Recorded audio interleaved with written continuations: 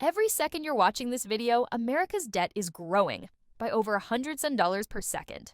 Right now, it's more than $36 trillion. That's 36,000 dollars. A number so massive, it's almost impossible to comprehend. But here's the scary part. It will never be paid back. You might be wondering, what does that mean for me? Your rent, your groceries, your job, your savings, all of it is tied to this ever-growing mountain of debt. Because the truth is, the US economy runs on debt. And if the cycle ever stops, the entire system collapses. So let's break down how this happened, why it keeps getting worse, and what it means for your future.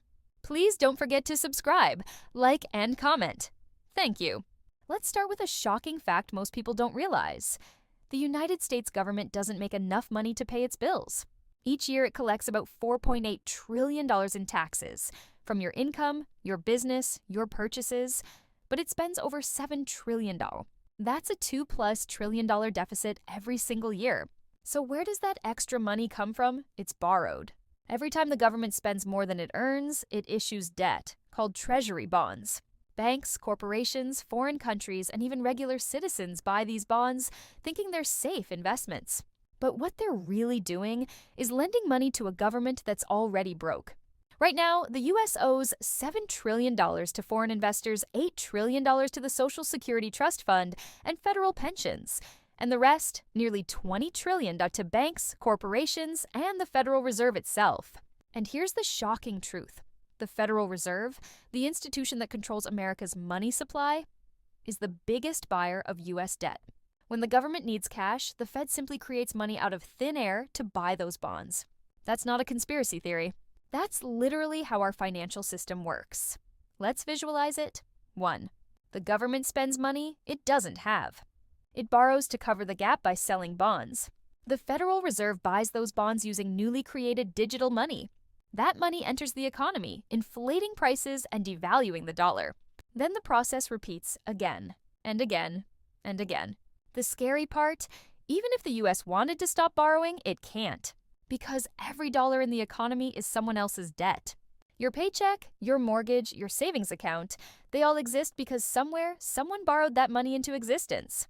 If the government stopped borrowing, the flow of new money would dry up, businesses would collapse, and unemployment would skyrocket overnight. That's why, no matter who's in office, the debt never goes down.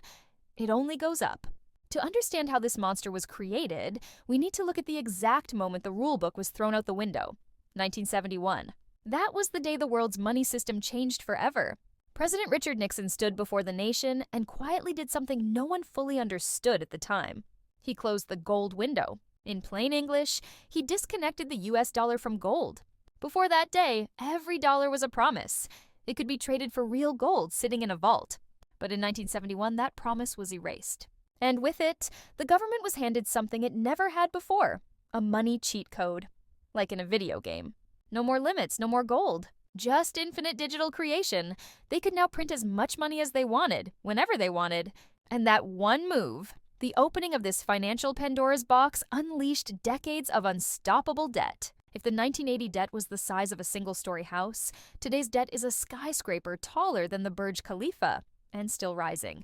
We are growing debt faster than we can build wealth. Every new dollar comes with a hidden price tag, your future. How? This debt affects you directly. Where the monster feeds you might be thinking, okay, that's history, but what does it mean for me? Everything.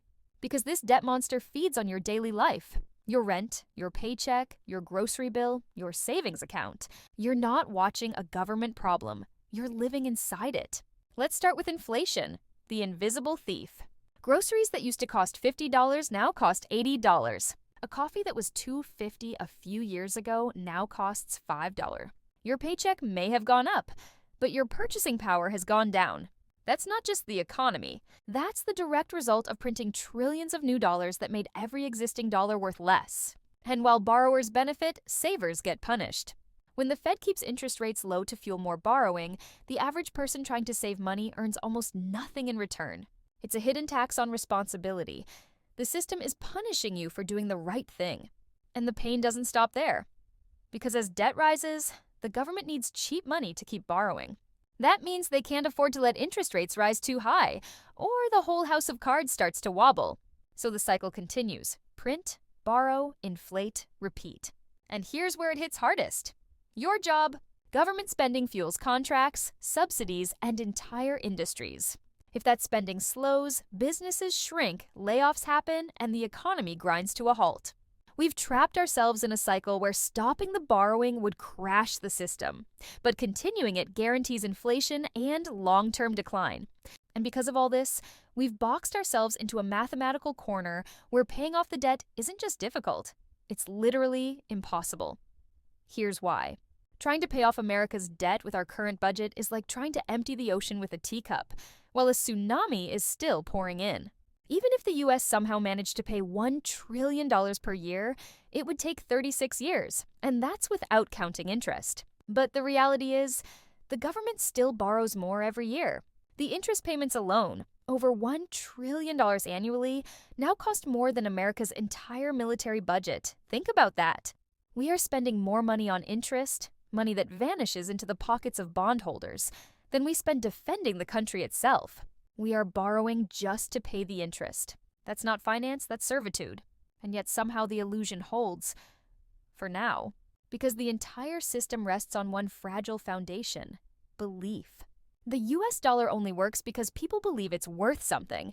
The bond market only survives because investors believe America can pay its bills. It's a massive confidence game. But what happens when that trust finally breaks? When foreign investors stop buying our debt? When other nations move away from the dollar? When the rest of the world realizes the emperor has no clothes? That's the moment everything changes. That's what economists call a confidence crisis. When people stop believing in the story holding the money system together. History shows what happens when a nation's debt spirals out of control. Ancient Rome debased its silver coins until the empire collapsed. Germany printed so much money in the 1920s that people burned cash for heat. And in modern times, countries like Venezuela and Argentina saw their currencies destroyed by debt and hyperinflation. The US isn't there yet, but the warning signs are flashing. When the debt-to-GDP ratio crosses 120%, economists call it the danger zone. America passed that threshold years ago. The only thing keeping it alive is global confidence in the dollar, because the dollar is the world's reserve currency.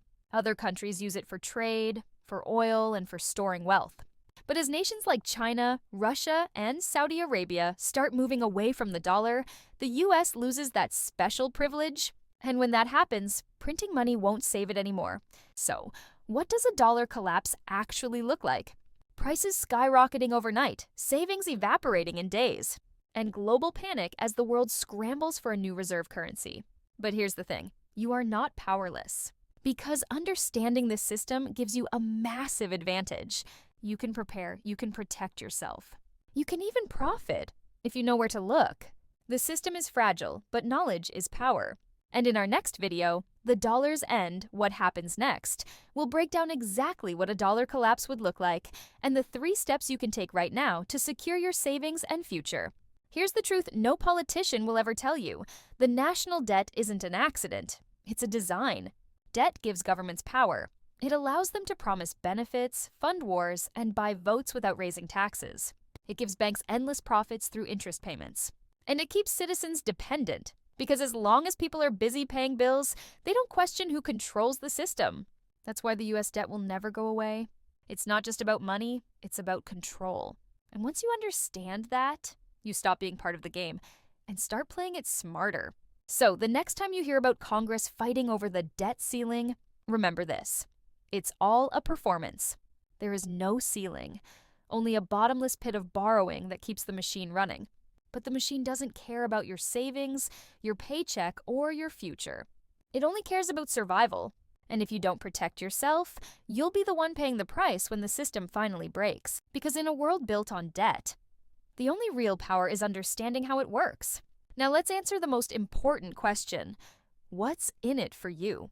Why should you care about something as massive as national debt when you can't change it? Because while you can't fix the system, you can protect yourself from it. Here's how smart people prepare when governments drown in debt. 1. Own real assets. Money loses value. Assets don't. Invest in things that hold real-world value. land, gold, energy, businesses, even skills that generate income. 2. Avoid bad debt. Governments can print money. You can't. Avoid high-interest consumer debt and focus on assets that appreciate. 3. Understand inflation. Inflation isn't just prices going up. It's your money losing value, silently. So don't store wealth in cash. Use investments that grow faster than inflation. Stay informed. Most people ignore how the financial system works until it's too late. The fact that you're watching this video means you're already ahead of 99% of people. Keep learning, question everything, and prepare before the system resets.